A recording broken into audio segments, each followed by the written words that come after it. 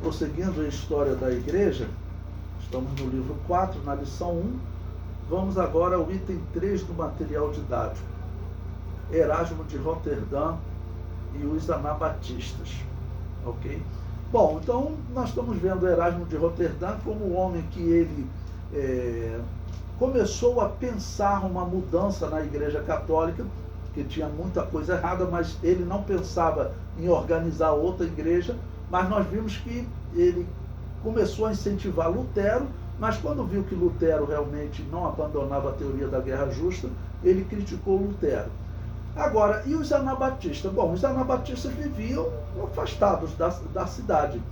Mas agora eu vou ler aqui para vocês um texto interessante em que um escritor holandês, lembre-se que a Holanda, ela é assim o local central dos anabatistas junto com a República Tcheca, porque os príncipes daquela região sempre foram mais tolerantes, ok? Tinham muitos anabatistas lá. E o que ocorre? Ele escreve uma carta para Erasmo de Roterdã falando sobre os anabatistas, tá bom?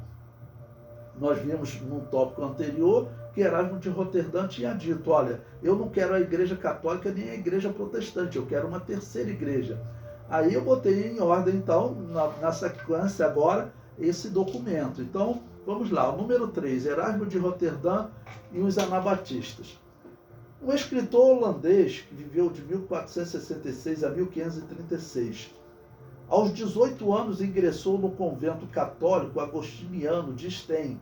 Foi ordenado sacerdote, mas abandonou o ministério. Erasmo era independente demais para se submeter aos ensinos autoritários dos monges, né? Ou seja, ele começou na igreja católica, mas depois acabou saindo, tá ok? Prosseguindo na leitura. Erasmo criticava a Igreja Católica, mas via muitos problemas com a doutrina dos reformadores. Então eu coloco primeiro um historiador, né, com o título do livro é O Batismo Estranho e os Batistas, em que ele diz, apesar de Erasmo haver feito tanto quanto qualquer outro homem de seu tempo pela preparação da reforma, jamais se uniu ao movimento, continuando exteriormente católico, criticando os reformadores tão acremente como criticava a Igreja Católica. Erasmo de Roterdã, ele é considerado, como filósofo também, né? Ele é considerado o principal filósofo do humanismo renascentista. Tá bom? Tem obras filosóficas que ele escreveu, então ele era um grande pensador. E ele via que realmente o caminho que Lutero tomou não era um caminho realmente de purificação doutrinária. Tinham questões que ele mantinha que Erasmo de Roterdã criticava. O comentário prossegue. Erasmo teve contato com os anabatistas. Então ele diz, a parte de uma carta preservada de um autor não suspeito que foi escrita para Erasmo, fora da Boêmia, datada de 10 de outubro de 1519, ou seja, 2 anos depois da Reforma. Viviam naquele país por mais de 90 anos, que pelo caráter dado a eles, parecem ser anabatistas. E não foram apenas muito antes de Storck e Münzer, mas também antes de Lutero e Calvino, que se opuseram à Igreja de Roma. Tá ok? Então, aqui ele está comentando essa carta que alguém escreveu, Erasmo de Roterdã, e ele vai apresentar o texto dessa carta.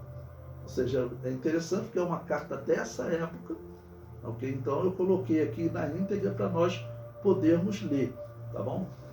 E prossegue. A carta os descreve assim.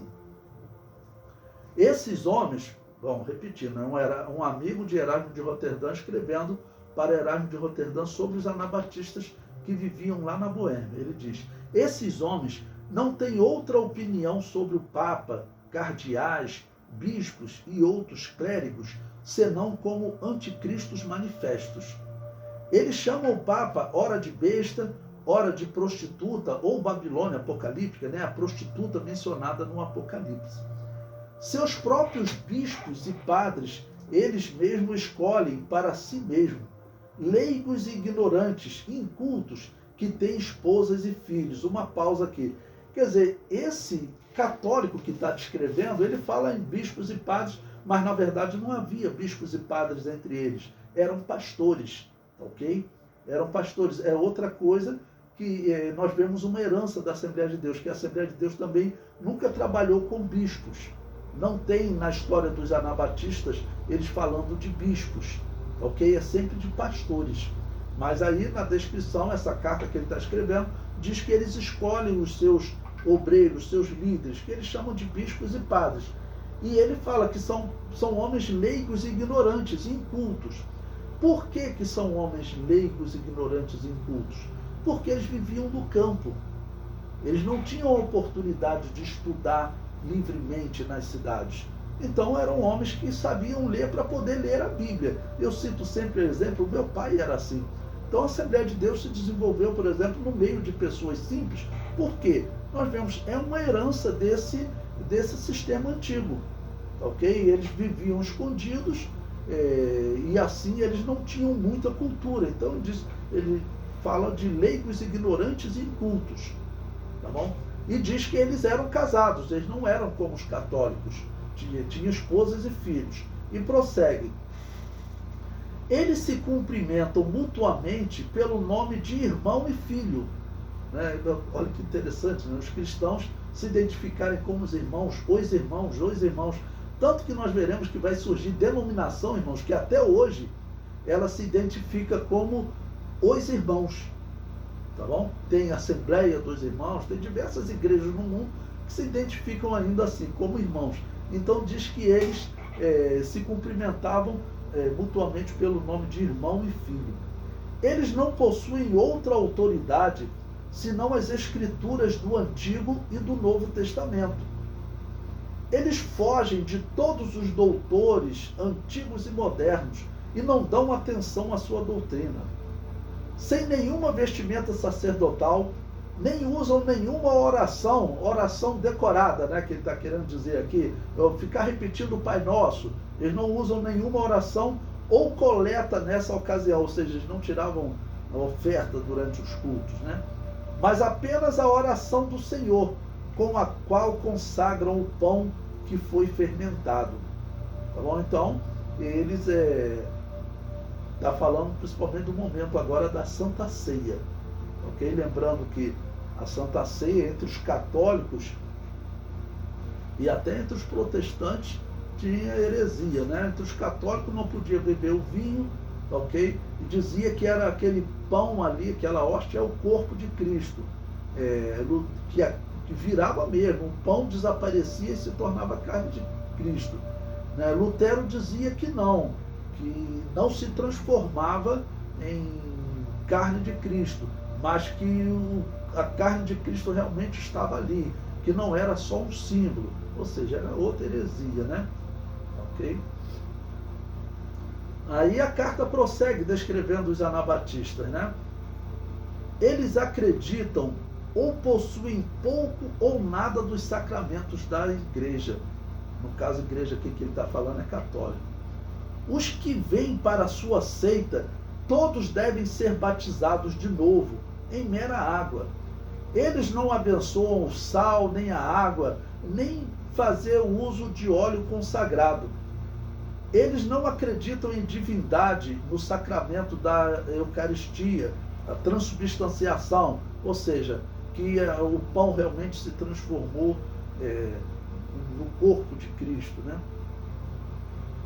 Apenas que o pão e o vinho consagrados representam, símbolo, por alguns sinais ocultos, a morte de Cristo. Ou seja, nesse ponto aqui também, veja como combina com o que nós pregamos ainda hoje, que, na verdade, o pão e o vinho que nós usamos são símbolos, ok?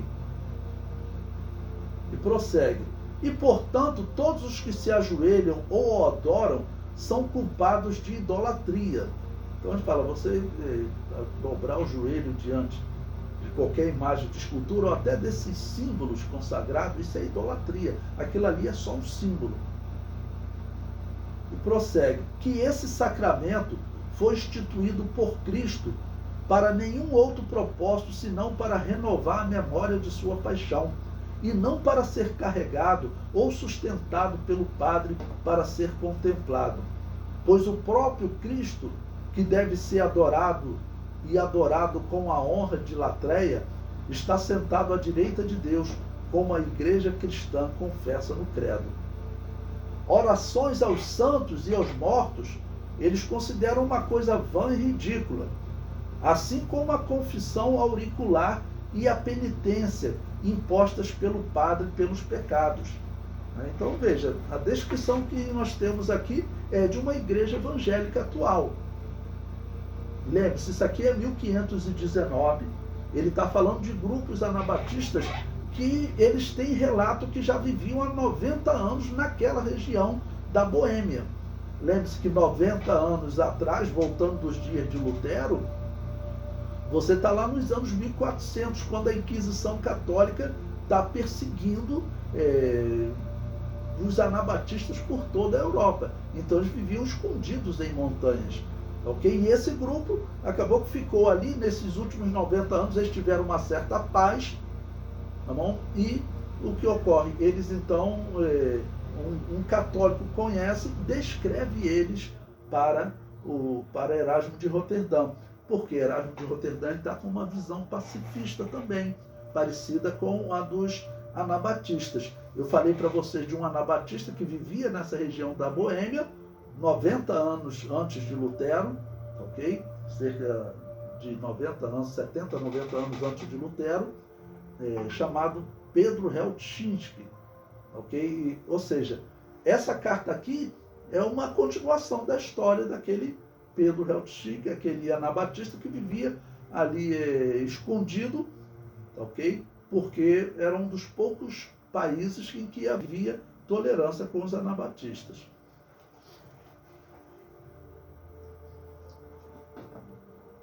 Bom, a carta prossegue. As vésperas e os dias de jejum são, dizem eles, uma zombaria e um disfarce dos hipócritas. Ok? É quando eles faziam essas festas católicas e procissões e tudo mais, né? E prossegue. Eles dizem que os dias santos da Virgem Maria, dos apóstolos e de outros santos são invenção de pessoas ociosas, mas ainda assim eles guardam o dia do Senhor, o Natal, a Páscoa e Pentecoste. Então diz que eles ainda faziam, né, por exemplo, alguma separação da Páscoa e do Pentecoste, eu acredito. O Natal, apesar de nós não sabermos o nascimento de Jesus, mas ainda hoje as igrejas usam, ok? Usam, eu sempre falo que para um momento de evangelização, porque nós não sabemos quando Jesus nasceu, né? E o dia do Senhor, o que a gente fala aqui também, que eles poderiam guardar o dia do Senhor, como eles guardariam o domingo. O termo domingo significa dia do Senhor, né? Eu sempre falo o seguinte, ele pode até ter dito aqui que guardam o dia do Senhor, mas, na verdade, se nós somos herdeiros desses anabatistas, como nós vemos na história, nós somos muito diferentes de católico e protestante.